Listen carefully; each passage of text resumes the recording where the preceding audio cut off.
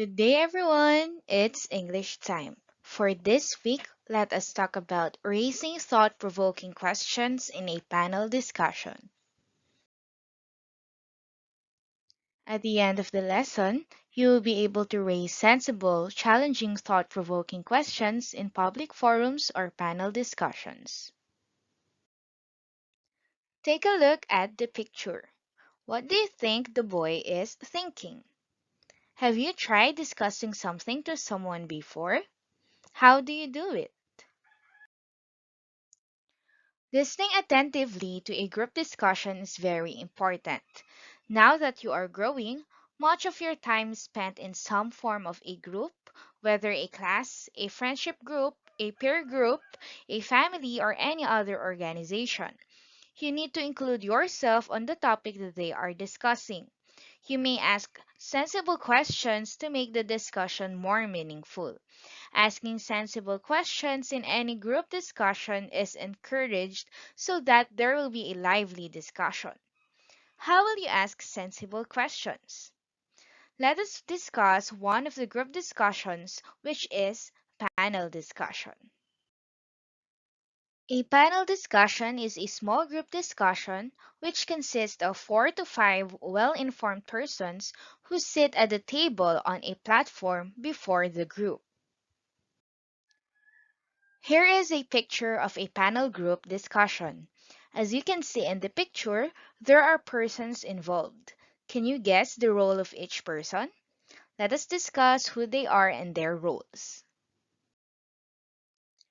Here are the members in a panel discussion: moderator, panel members, and audience. Let us talk about it one by one.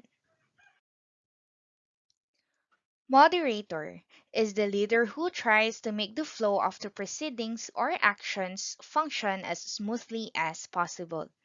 He addresses the audience, announces the topic, and introduces the panel members.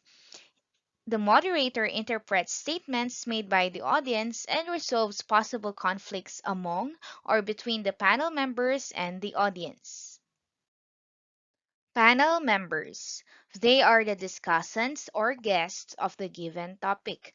They answer the questions raised by the moderator. Audience. The viewers or listeners. They may also raise questions to the panel members. Now, let us talk about the procedures in a panel discussion that have been used effectively. First, the leader or moderator introduces the topic and the panelists present their views and opinions regarding the issue. Second, the panelists discuss the issue or topic and also react to other panel members' views and opinions. A specific amount of time should be set. Third, the leader or moderator closes the discussion and provides a summary of panel presentation and discussion. And the leader or moderator calls for forum to all the members of the class to address some questions, views, and opinions to the panelists.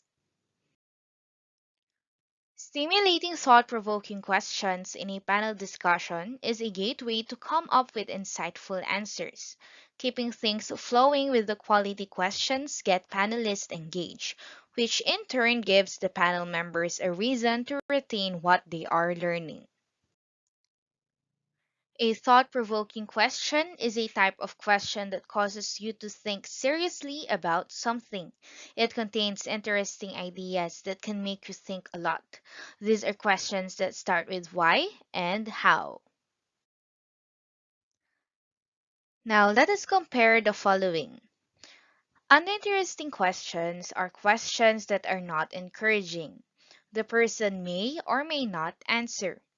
While in thought-provoking questions, these are the questions that cause you to think seriously about something. Let us have the following examples. What is the issue or problem? How can you solve the issue or problem? Did you see the difference between an uninteresting question and thought-provoking question? Let's have another. Which is better, online or face to face learning? Why do you think face to face learning is better than online? Note that raising sensible and thought provoking questions is very important. It will allow the person to tell honestly his inner thought. In this way, that person is expressing his or her real emotions. This time, let us explore further by learning the 5 strategies on how to raise thought provoking questions.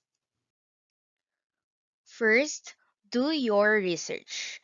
Do a research on the topic, the panelists, and the audience. In this way, you will be able to get in touch to the topic, get connected to the panelists' work or interests, and the issues which the audience will be interested in.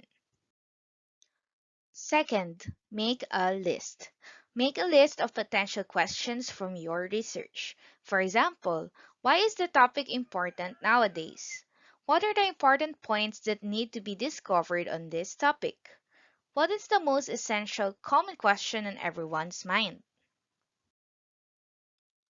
Third, choose the most essential questions.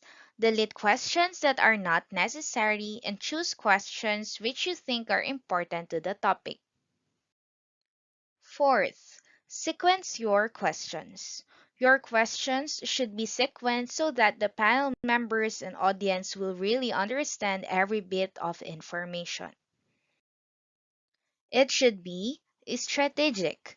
Start with questions that are designed to discuss what is happening in the world.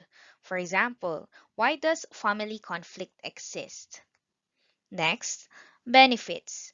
Move to the benefits or consequences on why the audience should care. For example, why are children equally affected when family conflict occurs?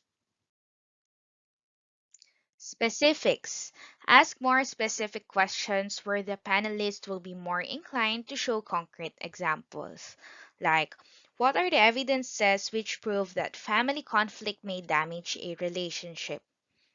Next, application. Ask a question with substantial value and has the ability to apply the information. Example, why do we need to resolve the conflict in our family? Fifth strategy, rephrase and finalize your question. Start short questions in order for the audience and panel members to have focus in understanding the concept. Thus, rephrasing your question is necessary. After rephrasing, you are now ready to finalize your question. To summarize this week's topic, we talked about a panel discussion. A panel discussion is a small group discussion which consists of 4 to 5 well-informed persons who sit at the table on a platform before the group. We also talked about thought-provoking question, that is a type of question that causes you to think seriously about something. Reach out if you have comments, questions, and more. That's all for today. Goodbye, class.